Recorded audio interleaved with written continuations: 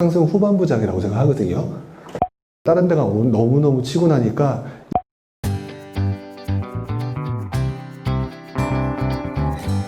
지금 강도에 사는데 그 메인 단지는 정말 많이 올라버리고 저희 집은 거의 이제 오름폭이 없어서 그냥 그걸 같은 어쨌든 지역이니까 그거 오를 때까지 기다리는 다른 그 뭐 비조정이라든가 이런 것들을 조금씩 하는 게 더 나은 건지 아니면은 뭐 그냥 이제라도 메인 단지로 갈아타는 게 좋은 건지 그런 부분을 어떻게 생각하시나요? 광교에서 떠날 생각은 없으신 거예요? 떠날 생각은 저는 있고 신랑은 없어서 주로 남자들이 없죠. 관심도 없고. 사실 조금 쉬운 것 같으면서도 어려운 부분인 것 같아요. 왜냐하면 지금 말씀하신 것처럼 이미 지금 장 자체가 저는 개인적으로 상승 후반부장이라고 생각하거든요. 상승 후반부장에는 이미 메인 단지가 되게 많이 올라요. 이미 강남이 많이 올랐던 것처럼. 그리고 난 다음에 시간이 지나면서 그동안 오르지 못했던 B급, 옐로우 칩들이 따라서 움직이는 모습을 보여지거든요. 저는 그 과정 속에서 A급 단지가 조정을 받는 시점, 그 시점으로 갈아타는 거를 계속 시도를 하셔야 된다는 거고 보는 입장이에요. 그 동네에서. 근데 왜 그러냐면 지금 많이 올랐잖아요. A급이. 예를 들어서 이 동네를 가지고 말씀을 한번 드려볼게요. 이 동네에서 잠실에서 사람들이 제일 거주하고 싶어 하는 동네가 아파트가 어디냐라고 하면 엘스예요. 근데 엘스로 가고 싶은 사람이 본인들이 생각할 때 최소한 여기 정도는 돼야 엘스보단 못하지만 여기는 가야 돼 라고 하는 아파트가 있습니다. 그게 바로 저 건너편에 있는 파크리오예요. 그러니까 그 엘스, 리센츠, 파크리오 보통 이 단지를 가지고 얘기를 많이 하는데 재밌는 거는 이 두 아파트를 가지고 비교하게 되면 그러니까 다른 수많은 단지를 가지고 비교하면 헷갈리니까 대표적인 이 단지만 가지고 비교를 하게 되면요 재밌는 현상이 나타나거든요. 제일 처음에 엘스가 움직여요. 그리고 천천히 파크리오가 따라붙는 모습을 보이거든요. 그러면 사람들이 엘스로 들어가야 되는데 엘스는 계속 올라가잖아요. 그러니까 못 사는 거예요. 문제는요, 정부는 계속 규제를 하잖아요. 정부는 계속 규제를 하게 되면 규제라는 목적 자체가 결국 핵심의 입지가 좋은 아파트 가격을 누르고 싶어 하는 거잖아요. 그랬을 때 항상 규제를 하게 되면 그 동네의 메인 단지, 가장 많이 올랐던 메인 단지가 조정을 받아요. 어쨌든 조금씩 떨어집니다. 그러면 엘스랑 파크리오라고 한다면 엘스가 이렇게 올라가고 뒤늦게 파크리오가 올라가다가 파크리오는 느려요. 후발단지이기 때문에 엘스가 팍 떨어지면서 붙어버리는 상황이 발생합니다. 붙어버리게 되면 여러분들이 엘스에 사는 사람과 파크리오에 사는 사람이라고 생각해보면 엘스가 너무 저평가됐다고 생각을 할 거예요. 붙어버렸으니까. 그럼 파크리오가 움직이는 게 아니라 다시 엘스가 치고 올라가는 모습을 보입니다. 그렇다면 언제 사는 게 좋을까요? 엘스를 살려면 조정받아 붙었을 때 사는 게 투자자로서는 제일 현명한 선택이에요. 근데 일반인들은 요때 못 사요. 떨어질까봐. 그것도 어떻게 할 수 있어요? 그걸 알고 너무 당장 제가 이렇게 얘기하려면 이렇게 고개를 숙이세요. 혼날 것 같아서 아니에요, 이번에는 괜찮아요, 안 할 거예요. 편하게 생각을 해주세요.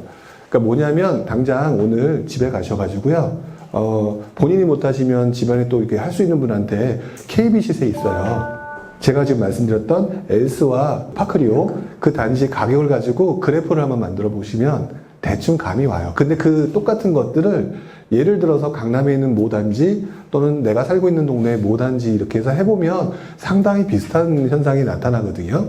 그러니까 그런 부분을 보시면 되는데, 그 다음에 이제 한 가지, 이건 조금 더 크게 봤을 때 지금 말씀하신 것처럼 조정받았는데 계속 떨어지면 어떡하냐 라고 하는 상황이 있을 수 있잖아요. 보통 사이클이 그렇게 쉽게 안 꺾여요. 그래서 제가 볼 때는 앞으로 한 2년간은 계속 유지될 거라고 보여집니다. 그거를 지금 설명시켜 드리기에는 너무 많은 설명이 들어가서 이건 정규 강의가 될 것 같고요. 너무 복잡할 것 같고, 그러니까 그 부분이 제일 답답하실 수 있는데 일단 그 부분을 좀 거두절미하고 상승장은 관성의 법칙에 의해서 어느 정도 이어지게 되어 있어요. 그래서 사람들이 많이 사는 상황이 돼야 되고 원래 신호가 있어요. 서울의 미분양이 엄청 늘어나거나 또는 금리가 올라가거나 이 두 개가 같이 맞물릴 때는 조금 위험하다고 생각하시면 될 것 같고 그 이전까지는 붙었으면 사도 된다라고 생각하시는 게 맞을 것 같아요. 그래서 아까 다시 원래 질문하셨던 분 입장으로 돌아와서 광교에 있는 그 아파트, 원하는 아파트가 상당히 많이 올랐을 거예요.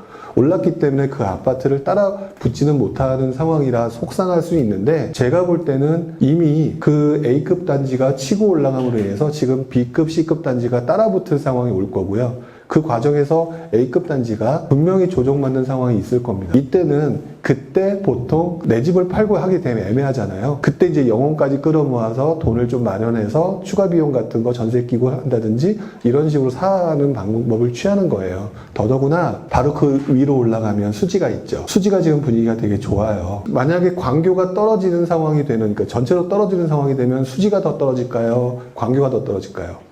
수지가 더 떨어지겠죠. 아무래도 광교가 신도시다 보니까.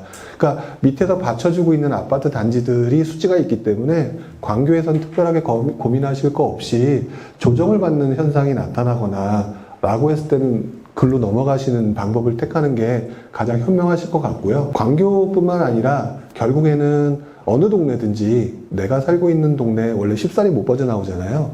하지만 장기적으로 보게 되면 결국 학군이나 이런 걸 획득해서 핵심 단지로 그 과정을 이동해서 들어가시는 그 징검다리처럼 그거는 평생 하시는 게 맞는 것 같아요. 저도 잠시 중단을 한 적이 있었는데 이 정도면 엄청 후회했어요. 저도 넘어올 수 있는 기회가 있었고 그랬는데 그 과정을 제가 그냥 이 정도면 됐어 충분해 라고 했는데 다른 데가 너무너무 치고 나니까 이게 조정이 안 되더라고요. 감정적으로. 저도 사람이니까. 그 과정을 저도 많이 겪었던 것 같아요. 그래서 지금은 이제 그러나 보다라고 쉽게 웃으면서 넘어가지만 그렇지 않고 단계별로 하신다고 한다면 무조건 조정장 때 A급이 조정을 받는 데 있어서는 그 단지로 넘어가는 과정을 계속 몇 번 반복하셔라. 그래서 본인의 최종 귀착지를 생각하셨다가 그쪽으로 넘어가시는 단계. 이 송파 같은 경우는요. 최종 귀착지가 대부분 다 보면 S랑 리센츠 정도고 잠실주공 5단지가 나중에 바뀌었어요. 그거를 목적으로 해서 전부 다 이제 이렇게 밑에서 올라오세요. 그래서 가장 이제 잠실에 들어가고 싶어 하는 분들이 뭐 위례 쪽, 그 다음에 이제 송파구 밑에 동네들 뭐 거염 아천 쪽, 뭐 문정동 쪽, 이쪽에 있는 분들이 최종 귀착지를 이제 아무래도 이제 잠실 쪽, 이제 더 나아가면 이제 강남 쪽으로 들어오려고 하시죠.